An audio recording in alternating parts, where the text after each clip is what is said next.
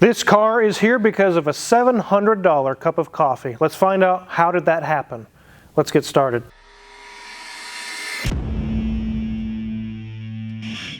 This is a 2017 Alfa Romeo, not an Alfa Romeo, Alfa Romeo Giulia.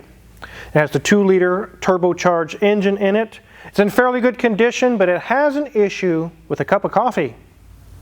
We're going to show you what broke on this from a cup of coffee here pretty soon. But before we dive into it and show you what went wrong, let's take a look around this Giulia. It's really sweet. I love the color. It looks like our Persian cat Daisy's face, Mrs. Wizard. It does. It is awfully flat up here. I really like it. I think it's cool.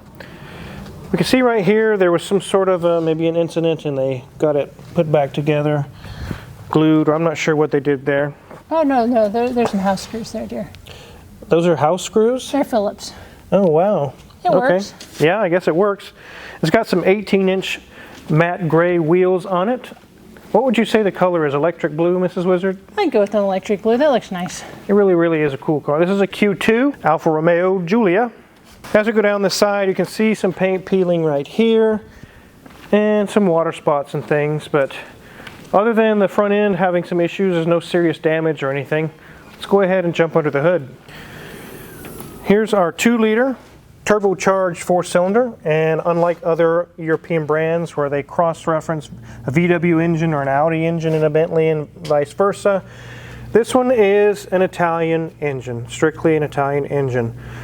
We don't have a lot going on that's wrong in the engine bay, but we do see an aftermarket air filter here, a Spectre. And one thing I want to show you guys is about the coolant reservoirs. This gets a lot of shops in trouble that aren't paying attention, or even do-it-yourself home mechanics. 2 reservoirs. Look at them, guys. One is for an intercooler, one is for the engine. So if you drain the coolant on the wrong and you fill the wrong bottle, you can really get into trouble. I've seen it happen. I have seen damage done to vehicles. I've heard about it from other shops where they drain the wrong system, refill the wrong system, or vice versa, and then they go drive it. Something gets cooked, overheated, and they're like, oh crap, I didn't know I had 2 reservoirs. It really does cause issues. I've seen it. I really like this scoop on the radiator. It looks like a honeycomb, Mrs. Wizard. It is kind of nice. I guess that makes it stronger. Yeah, it actually adds strength. But everything would be easy to work on this. Nothing is so crammed tight that you can't get your hands on it. I really wouldn't have any trouble working on this. Let's go ahead and jump into the interior. There's some modifications or some alterations there as well. We see the aftermarket air cleaner, and you're going to see some aftermarket things in the interior as well. Take it away, Mrs. Wizard. There you have it, ladies and gents. 108,818 miles, and we've got this in accessory mode, so it's not happy. It wants me to push that brake pedal to get this little guy going. But lots of lights going on up there just to make sure that they're working, because the problem this has with this cup of coffee is not creating any of those lights, but looking good up there. So look at our dash. I love this. Got some nice red stitching on our leather-wrapped dash. We have nice round turnstile vents, and this is where we're starting to see some of the additional items that they have added. We have a very nice infotainment screen that integrates rather well. It doesn't just scream, hey, here I am screen. It kind of integrates into that nice, very dark black area. Okay, this is where we start to see some of those items that were added. Some of this carbon is not actually there from the factory, and it actually makes it hard to open this. You can't reach this part. But luckily you can kind of push on there and it opens up and shows a cup holder down there. We have our automatic gear selector. We have other items in here that are smell a little coffee-esque, but it does say this is the first of 350 of the custom limited edition Giulia Milano. Nice. As we move back, here is our leather-wrapped armrest. Then we can look in there. We got good deal. We got some change and some deodorant, what you need in life, I guess. As we look at our seats, they have a lot of bolster on them. Much more bolster than we're using in many of the cars that we have here in the shop. But I like that the perforated is in the center, have the nice Alfa Romeo symbol there embossed into that headrest.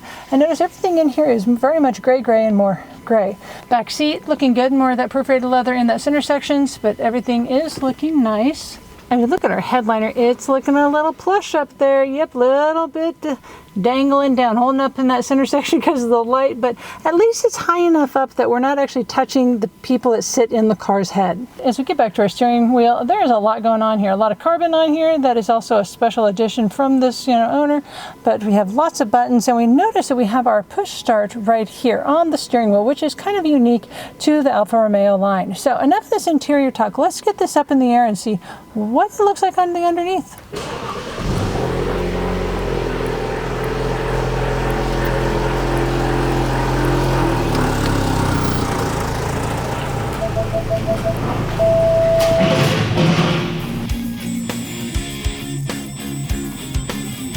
The coffee issue is not underneath the car. We're going to get to that in a minute, but we definitely like to check the cars over before they leave.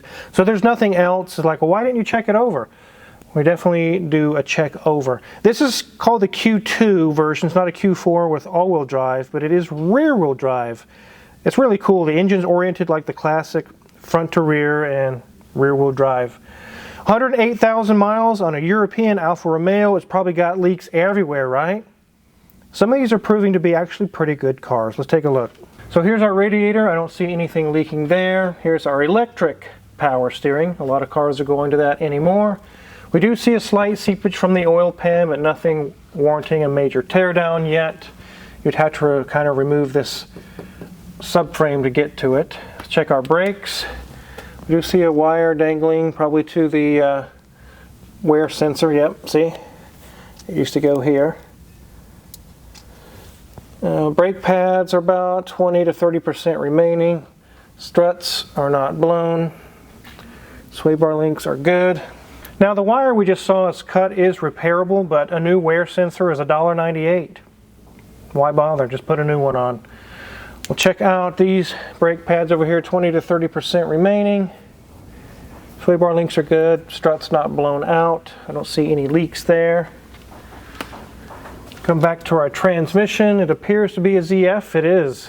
I really like the ZF transmissions. They're very, very good. Nothing leaking here. We have a single exhaust coming out of the turbo and out the back.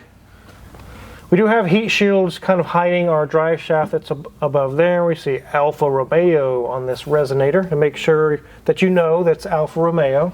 Here's our rear differential. True rear-wheel drive car. We can see our flex disc here. No serious cracks or anything going on there. It looks good. Nothing leaking from our differential. Shocks are not blown. Sway bar link is tight, and CV boots are good. Our brakes, again, 20 to 30% remaining. It looks like the wire has got damaged or something there as well. CV boot is good here. Shock is not blown. Sway bar link is good. CV boot is good there as well. And 20 to 30% remaining on the brakes. I do see a couple of holes in the exhaust. It looks like they've been caused by a drill bit. I can see the burr there. I'm not sure why they've been drilled there. I don't know what's going on there, but yeah, holes in the exhaust. And we have a nice big muffler here that has dual exhaust appearance, even though we know it's only single.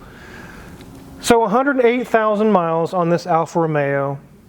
There's really nothing serious going on underneath.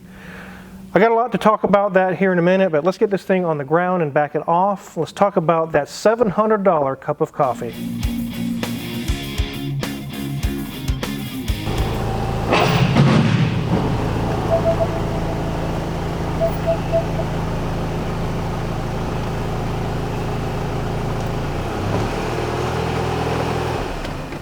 So the customer on this car was very clear. They want the issue with the cup of coffee spill. That's what happened solved. They don't want to do anything else. Only that. So that's what we're going to be focusing on today. The driver of the vehicle inadvertently spilled a cup of coffee on the center console, and a lot of the dials and electronics have stopped working. Let me show you guys. So the three issues which are down here, these dials, they're not doing anything. Let me demonstrate. There's menu option, and you can control things with this. Some of it works, sometimes it don't, and when I push menu, nothing happens. These three are dead. So let's get this removed. Let's take a look at the damage and see what happened and see what we're going to have to replace.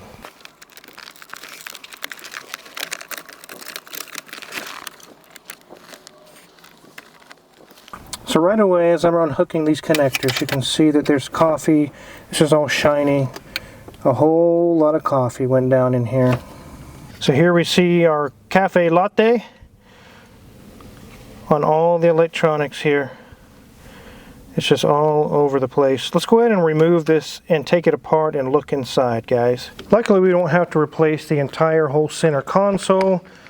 I can get a hold of just the individual pieces and parts, these individual controls, and get those ordered in and replace these.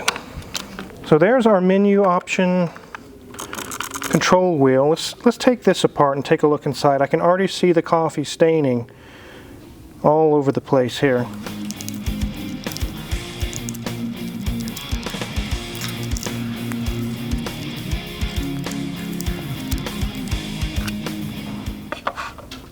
Look at that, guys. It's corroded the pins on the circuit board. It's got coffee stain all through this. It even smothered this IC chip here. All the pins are corroded all along there. All these little resistors and things along here have completely melted from the corrosion. Look at that, it's even rust on these pins. This is not fixable. A lot of you say go in there and take it apart and clean it, wash it up. You can't. The circuits are damaged. The individual pieces are short-circuited and ruined. You can see it with your own eyes. A lot of the pins and the circuits are actual corroded, peeling off the board. Someone probably could fix this and it would cost more, actually more, than just buying another one. So we know that one is unusable. It's not able to be used anymore. We got all three of these on order. We'll be able to replace them, put it back together, make sure it's calibrated and programmed to the system, and then we'll be back in business. Unfortunately, this isn't going to be cheap. My hands are all gummy from the coffee, Mrs. Wizard. Ew. Now, this spilling drinks on your center console, I fix a lot of cars this way. And I want to tell you guys something. This is an American problem.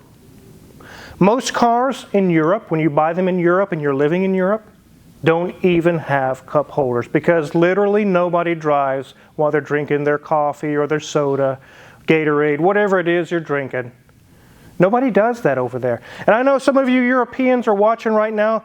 Who does that? Who drinks coffee in their car and drives it? Americans do. That's who does it. I don't know why it's a big thing over here, but it really, really is. And I'm guilty of it myself.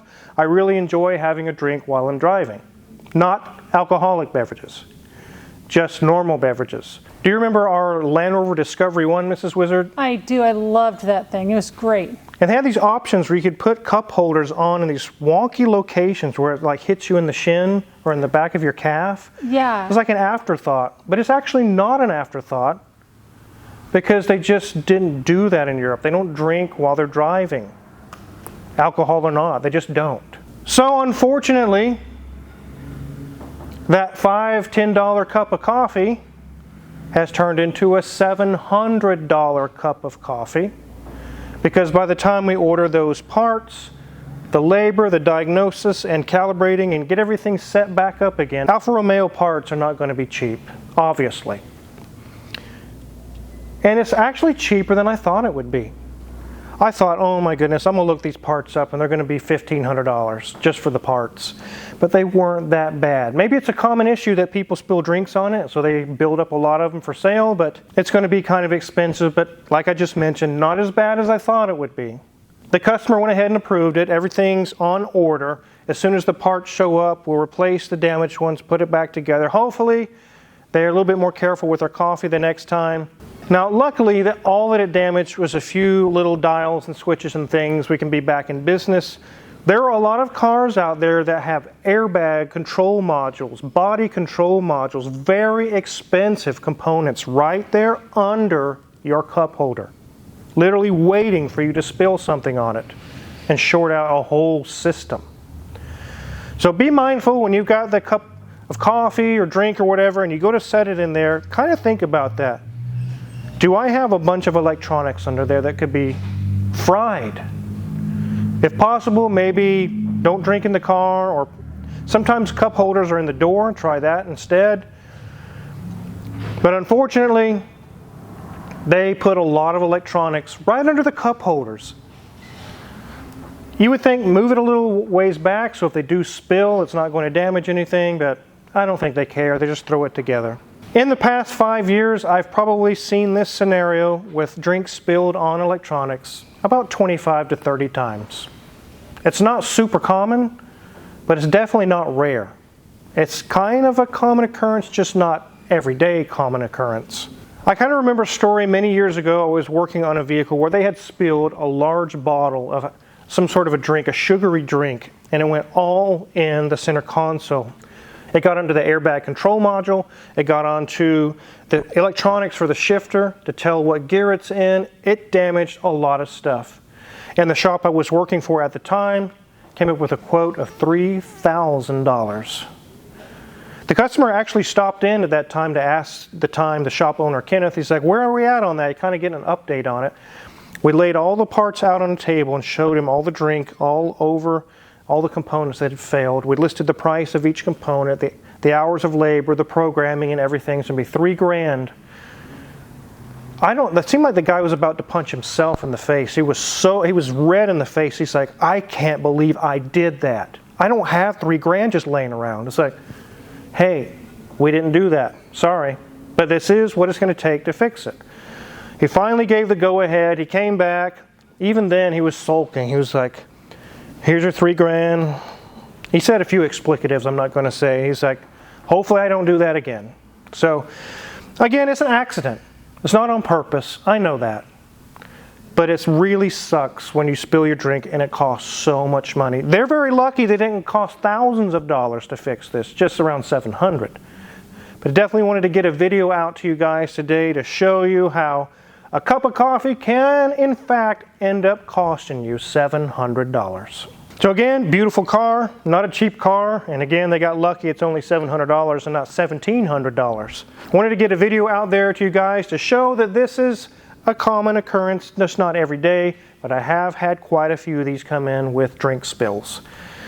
If you're curious what kind of tools we're going to use to work on this Alfa Romeo or any other car that's in the shop right now, check our Amazon affiliates link in the description below. Great gift ideas for the holidays. A lot of the tools we use in the shop every day are listed for sale there. The time-proven tools. And if you purchase any of them, we get a small cut and really appreciate it. And make sure to hit the subscribe button before you go because there's many more really good videos coming down the pike for you guys. Thanks for watching.